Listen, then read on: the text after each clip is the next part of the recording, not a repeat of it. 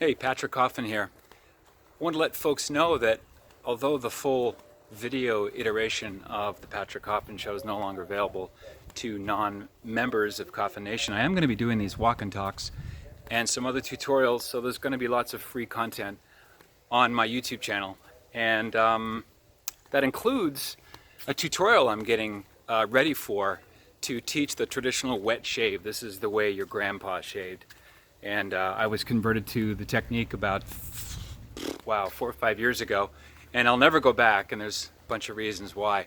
So that's in the offing.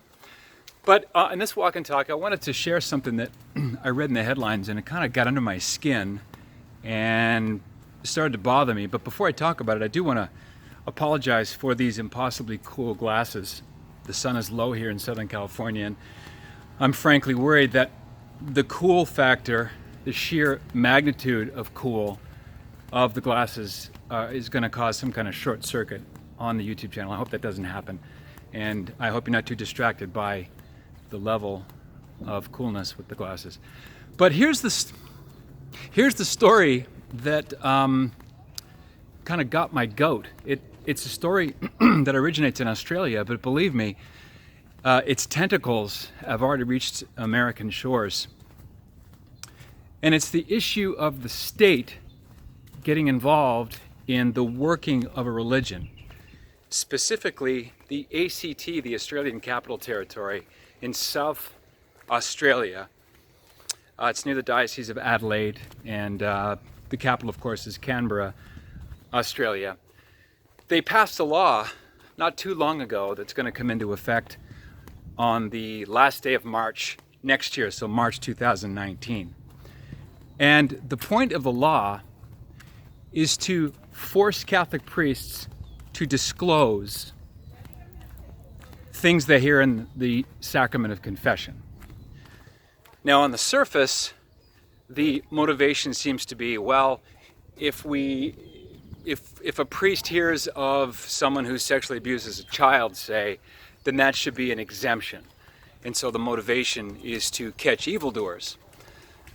But there's so much wrong with this plan, and I've reached out to an Australian bishop. I won't name him until I get a yes, but he's on the ground there. He's also an expert in law and knows how to communicate very well on these kinds of issues. But the reason that it's a backfire, the reason why, among other reasons why this is just not going to work, it's not feasible, is that only rarely, and I mean extremely rarely, does someone who acts against a child tell anybody about it. It's rarely confessed. As far as priests go, it also happens rarely. True pedophilia represents about 1 in 1,000 of the cases. Unlike what you read in the Boston Globe and the New York Times, which suggests, every other priest is a pedophile. We're talking about an extremely small sliver of a population of good, hardworking, Christ-loving men.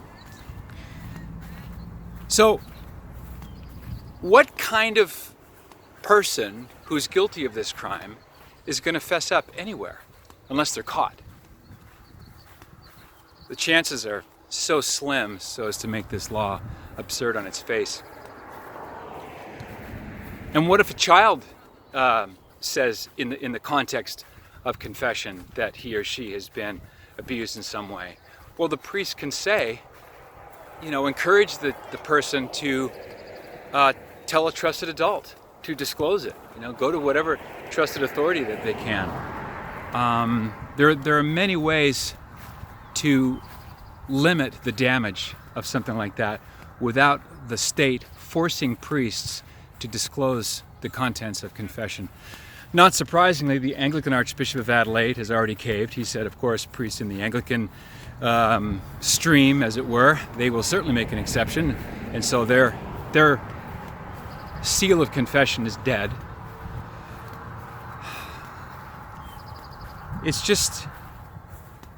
It goes to secular incursion in matters of faith, and it's definitely a threat to the freedom of religion enjoyed by countries like Australia.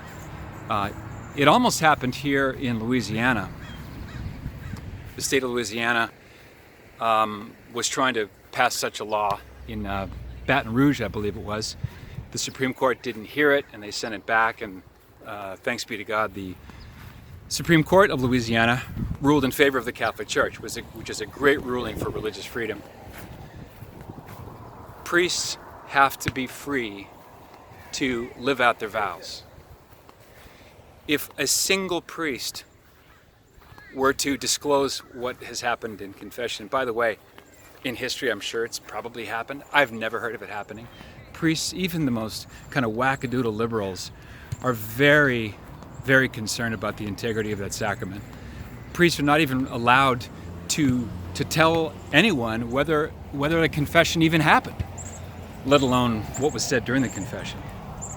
So this is one more example of Caesar trying to get his teeth into the soft underbelly of a perceived soft target. And I pray for the church in Australia that they can stand up and that this will work its way through the courts on appeal and be overturned. We were watching the Alfred Hitchcock classic the other night, I Confess, and the trope of that story, which was filmed in Quebec, is that a murderer confesses his murder to a priest after dressing in a cassock as he left the scene of the crime, casting a large amount of guilt, or at least the appearance of guilt, on the priest. And he goes to confession to shut the priest up. Well, the priest, who's played by Montgomery Clift, does not buckle. And the story follows how far he's willing to go to protect the identity of the man he actually did kill the person. Was an attorney, as it turned out. Does that make it okay? No. Murder's a terrible crime. And that's the premise of the film. The film only works if the seal of confession is inviolable.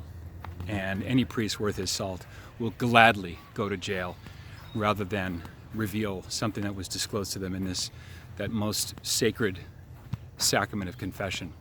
So, Catholics down under, praying for you. You've got some great leaders there in Australia. Love to come down to the land down under and talk about evangelization in a secular context.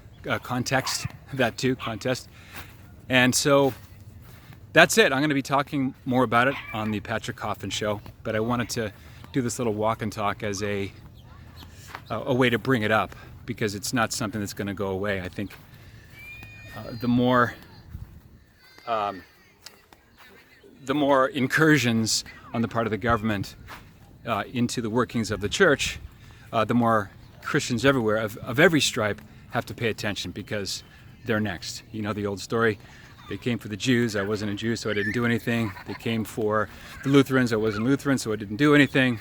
I think that was Reinhard Niebolt. Anyway, then it came for me, and there was no one left to take care of me. So it's a good maxim, parable, saying. This is Patrick Coffin. Hope to see you real soon right here on the channel. Subscribe, click below, stay in good touch. In the meantime, be a saint. What else is there?